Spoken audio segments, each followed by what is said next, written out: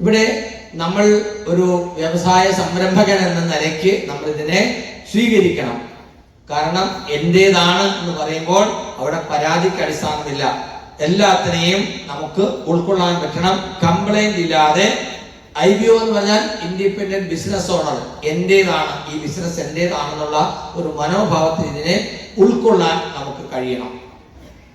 Government employ का attitude रहता है, गवर्नमेंट एम्प्लॉय एटीट्यूड, जितना काम उसको दिया जाता है वो उससे थोड़ा कम करता है तो अच्छा महसूस करता है.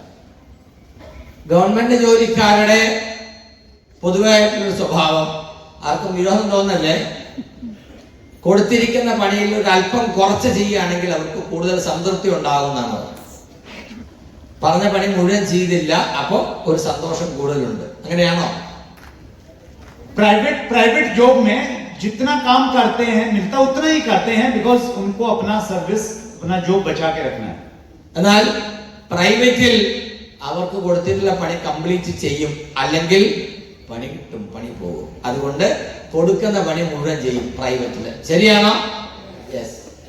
एंटरप्रेन्योर माइंडसेट वो होता है जो हर काम को आगे बढ़ के करता है. उसके लिए कोई कंडीशन नहीं रहती है कि मैंने कौन सा काम कम करना है. वो हर काम को अपना काम समझ के करता है. എന്നാൽ സംരംഭകൻ എന്ന് പറയുമ്പോൾ, ഒരു ബിസിനസ് ഓണർ എന്ന് പറയുമ്പോൾ, ഓരോ നിമിഷവും പ്രോഗ്രസ് ഉണ്ടാക്കാൻ എന്ത് ചെയ്യണമെന്ന് വിചാരിച്ച് മുന്നിട്ടിറങ്ങി തുടർച്ചയായി പ്രവർത്തിച്ചുകൊണ്ട് ബിസിനസ്സിൽ പ്രോഗ്രസ് ഉണ്ടാക്കുന്നയാളാണ്. ആ രീതിയിലായിരിക്കണം നമ്മൾ ഇതിനെ ഏറ്റെടുക്കുന്നത്.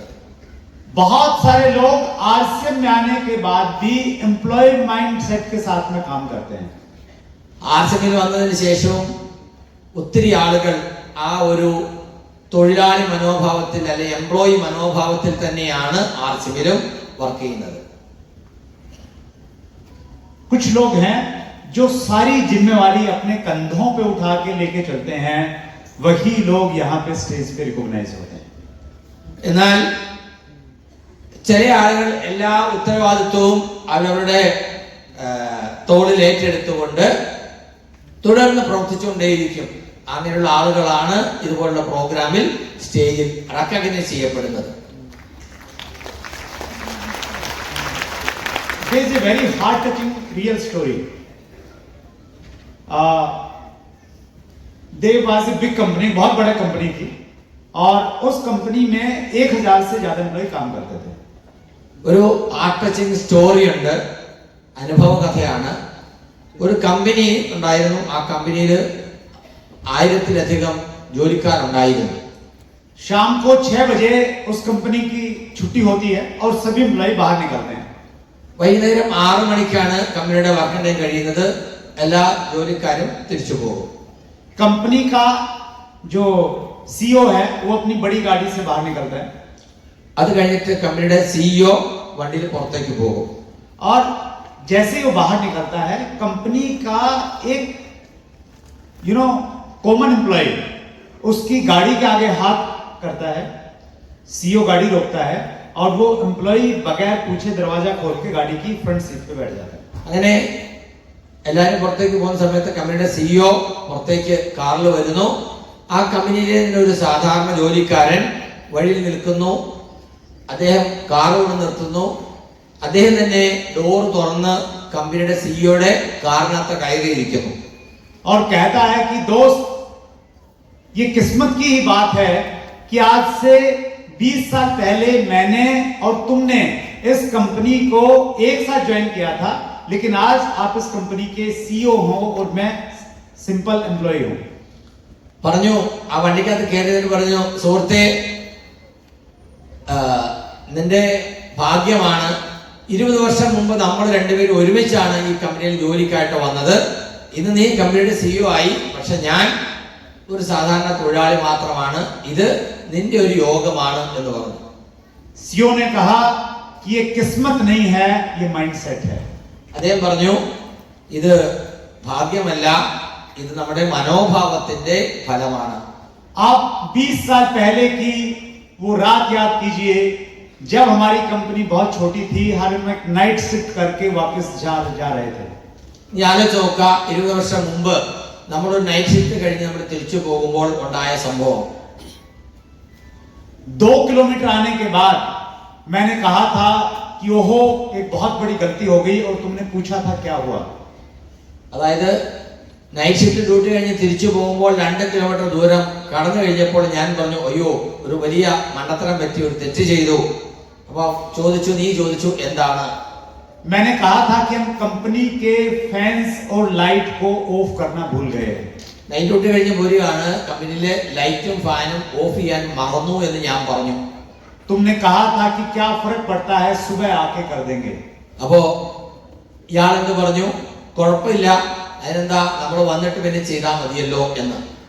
हमें भूख लगी हुई है और बहुत रात हो गई है. ഞാൻ പറഞ്ഞു ഇയാൾ പറഞ്ഞു രാത്രിയായി, ഒത്തിരിയായി, ഇനിയിപ്പോ തിരിച്ചു പോകാൻ പറ്റില്ല, വിശക്കുന്നുണ്ട് എന്ന്.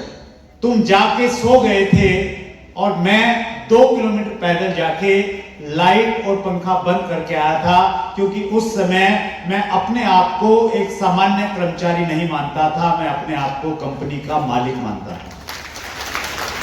നീ പോയി കിടന്നുറങ്ങി, എന്നാൽ ഞാൻ 2 കിലോമീറ്റർ തിരിച്ച് നടന്നു ചെന്ന് കമ്പനിയില് ലൈറ്റും ഫാനും ഓഫ് ചെയ്തിട്ട് വന്നു. കാരണം നീ കമ്പനിയുടെ ഒരു സാധാരണ തൊഴിലാളി ആയിട്ടാണ് നിന്നെ കരുതിയിരുന്നെങ്കിൽ ഞാൻ കമ്പനിയുടെ ഓണർ എങ്ങനെയാണോ അങ്ങനെ തന്നെയാണ് എന്നെ കരുതിയത് എന്ന്. अगर आपको आरसीएम में डायमंड बनना है तो आपको डायमंड का माइंडसेट बिगिनर के लेवल पे रखना पड़ेगा. അപ്പോ ആർസിഎമ്മിൽ നിങ്ങൾക്ക് ഡയമണ്ട് ആകണമെങ്കിൽ നമുക്കും അതുപോലെ ഒരു മൈൻഡ് സെറ്റ് ഉണ്ടാവണം. मुझे अच्छे से याद है इनिशियल डेज में मेरे बहुत सारे अपलाइनों ने आरसीएम को छोड़ दिया था. എനിക്ക് ഒത്തിരി അനുഭവമുണ്ട്. എന്റെ തുടക്കകാലത്ത് ഒത്തിരി നല്ല ലീഡേഴ്സ് ഈ സിസ്റ്റം വിട്ടുപോയി. और वो मेरे सामने आरसीएम की नेगेटिव बात करते थे. അങ്ങനെ വിട്ടുപോയ ആളുകൾ ആർസിഎമ്മിനെ കുറിച്ച് നെഗറ്റീവ് പറയുന്നുണ്ടായിരുന്നു. और मैं उनसे कहता था कि अगर आपने कोई पॉजिटिव आरसीएम के बारे में करना है तो मेरे से कीजिए, प्लीज मेरे साथ में आरसीएम की कोई भी नेगेटिव टॉक नहीं करना है.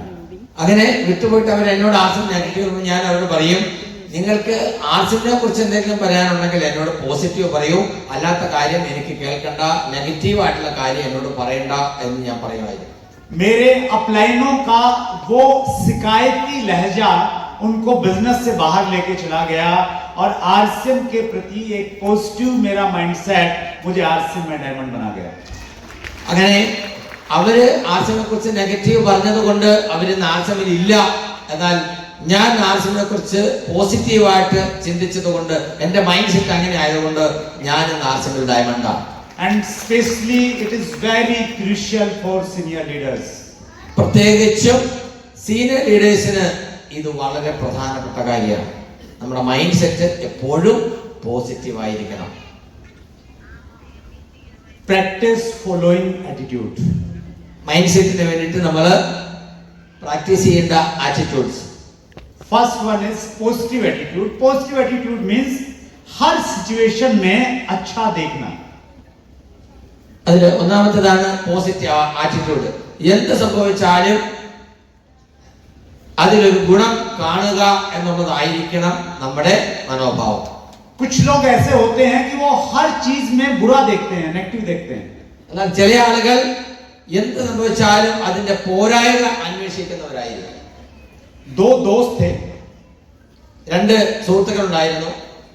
राम के घर में सिर्फ 3 लोग थे और उसका दोस्त श्याम था. उनका एक बहुत बड़ा फैमिली था, कंबाइंड फैमिली. രാമും ശ്യാമും 2 സുഹൃത്തുക്കളാണ്.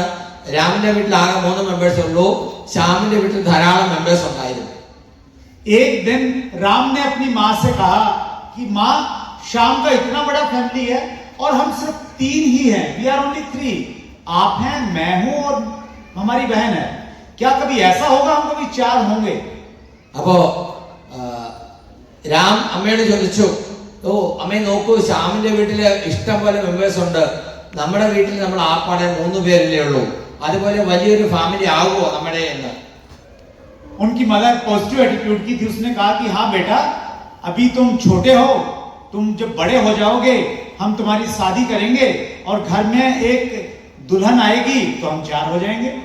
അപ്പോ അമ്മ രാമനോട് പറഞ്ഞു, പിന്നെന്താ, നമ്മുടെ വീട്ടിൽ ഇഷ്ടംപോലെ ആളുകളാകും, നീ കുറച്ചുകൂടെ വളർന്ന് മുതിർന്ന ആളായി കഴിയുമ്പോൾ നീ കല്യാണം കഴിക്കും, അപ്പൊ നമ്മുടെ വീട്ടില് ഒരാളും കൂടെ എണ്ണം കൂടില്ലേ.